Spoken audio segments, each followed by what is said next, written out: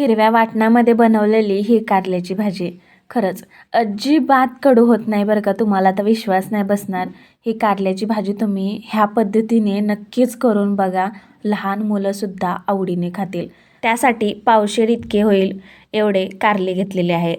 अगदी छोट्या छोट्या साईजमध्ये आहेत बरं का हे कारले. आता सालीमध्ये खूप काहीसा कडूपणा असतो म्हणून कारल्यावरची साल काढून घेत आहे बरं का. त्यामुळं कडूपणा आहे ना कमी होतं आणि भाजी अधिक चांगली होती खायला. तर त्यासाठी आहे ना कारलं बनवताना साल काढून घ्या. कारले खूपच कोवळे असतील ना तर त्यावरची साल नाही काढली तरी चालेल.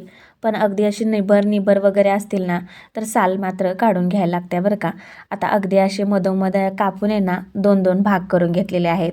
आता मसाला भरता येईल ना वाटण, तसं मी ते कारल्याला आहे ना चिरा पाडून घेते जेणेकरून वाटण ह्याच्यामध्ये गच्च असं भरलं जाईल. त्यासाठी ह्यामधल्या बिया वगैरे काढून घेत नाही आहे बरं का. कारण हे जे कारलं आहे ना खूप काहीसं निबर नाही आहे. तर त्यासाठी आता एक वाटण बनवून घ्यायचं आहे. वाटणासाठी लोखंडी तवा ठेवलेला आहे गॅसवरती. तव्यामध्ये टाकूया शेंगदाणे, आलं, लसूण, सुकं खोबरं, जिरे, धने, त्याचबरोबर थोडीशी कोथिंबीर टाकलेली आहे. चमचाभर तेल टाकूया आणि सर्व असं जिन्नस अगदी डाग पडेपर्यंत, कलर चेंज होईपर्यंत भाजून घेऊया. आणि पाहू शकता साहित्य मात्र छान असं भाजलं गेलेलं आहे. तर साईडला काढून गार करून घेऊया. यानंतर मिक्सरचं भांडं घेऊया. त्यामध्ये भाजलेलं जिन्नस टाकून मिक्सरला वाटून घेऊया. मस्त असा मसाला जो आहे ना तो कारलं बनवण्यासाठी आहे ना तयार आहे. ह्या वाटणामुळे ना कारल्याची जबरदस्त चव येते बरं का. आणि लहान मुलंसुद्धा आहे ना खूप आवडीने खातील. अशा प्रकारे हे बनतं. वाटण वाटून घेतल्यानंतर एका परातीमध्ये काढून घेऊया आणि यामध्ये हलकेसे थोडेसे मसाले टाकून घेऊया. मसाल्यामध्ये आहे ना हळद, त्याचबरोबर धने जिरे पावडर आणि चवीनुसार मीठ टाकून सर्व मिश्रण वाटण एकत्रित करून घेते, मिसळून घेते.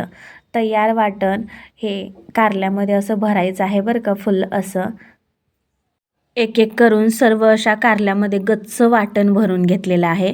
आणि राहिलेला जो वाटण आहे, मसाला आहे ना तो आहे ना तेलामध्ये भाजून घेण्यासाठी थोडाफार ठेवलेला आहे.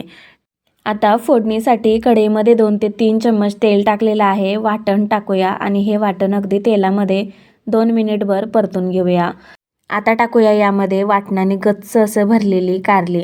थोडासा मसाला राहिला होता तर त्यामध्ये पाणी मिक्स करून भाजीमध्ये टाकून दिलेलं आहे आणि 1-2 मिनिटभर मिक्स करून घ्यायचं आहे. आणि यामध्ये टाकायचं आहे अगदी थोडंफार गरम पाणी करून, जेणेकरून कारली छान अशी शिजली जातील आणि ग्रेव्हीसुद्धा होईल.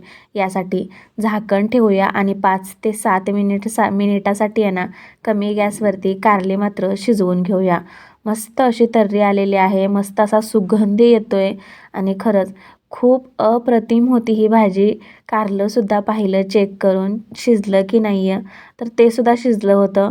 सर्वात शेवटी भाजीमध्ये टाकूया कोथिंबीर आणि मस्त असं एन्जॉय करूया. अगदी ज्वारीच्या भाकरीसोबत, बाजरीच्या भाकरीसोबत खाऊ शकता. कमालच लागणार आहे आणि तुमच्या घरच्यांनासुद्धा नक्कीच आवडणार आहे. रसरशीत अशी कारल्याची भाजी. मला वाटतं तुम्ही माझ्या पद्धतीने एकदा नक्की बनवून पाहावी. कारण एकदा बनवाल ना अशा पद्धतीने तर पुन्हा पुन्हा बनवचाल बरं का. अशी होते, खतरनाक आहे, जबरदस्त चव आहे. एकदा नक्की करून पहा. आवडल्यास एक लाईक नक्की करा आणि अशाच नवनवीन रेसिपी पाहण्यासाठी मला सबस्क्राईब मात्र नक्की करा. धन्यवाद.